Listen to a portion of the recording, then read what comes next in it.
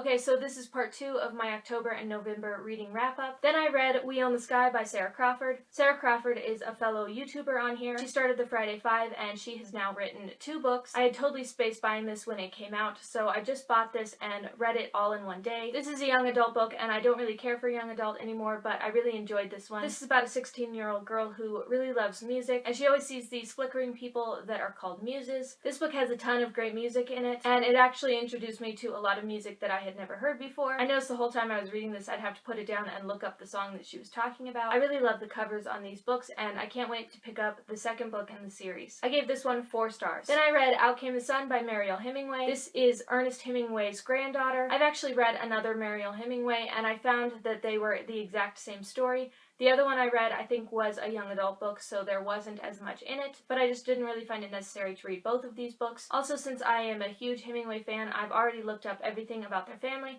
so I already knew a lot that was going to happen in this book, but I gave this one 3 stars. Then I read Magpie Murders by Anthony Horowitz. I actually have another one of his books that I've been wanting to read, but I picked this one up. I think this could have been a good book, but I was realizing that as I was reading it, I just wanted to know how it ended. This is about an author who writes a book, and when he gives it to the editor, the last chapter is taken out of the book, and the next day they find the author's dead body at his home. So the whole book is this editor trying to figure out what the last pages would have been, and also what happened to the author. This could have been such a great book, but through the entire thing I was just trying to guess everyone that it could have been that murdered him, and it just kept going on and on to the point that I just really didn't care about who killed him. I think if the book had been a lot shorter, it wouldn't have been as bad, but I gave this one 3 stars. Then I reread Jane Eyre by Charlotte Bronte. Last year for Christmas I got one of those books that you fold the pages, and the book that I folded was Jane Eyre, so I decided to reread it while I was folding it. I already knew that I loved this book because I've read it a couple times before, so I gave this one 5 stars. Then I read Stiff by Mary Roach. This is a nonfiction book about a woman who works with cadavers. There was a lot in this book that I found very fascinating, and I was glad that I read it, but there was also a lot of times that I just kind of felt like I didn't need to know it, so I gave this one 3 stars. Then I finally read Brooklyn by Colm Tobin. I don't think I said his name right at all. I bought this book a few years ago, and I watched the movie a few years ago, and I really liked the movie, so I finally got around to reading the book. I really enjoyed this book, and it was a little different from the movie, but I gave this one 4 stars. Then I read Autumn by Ali Smith.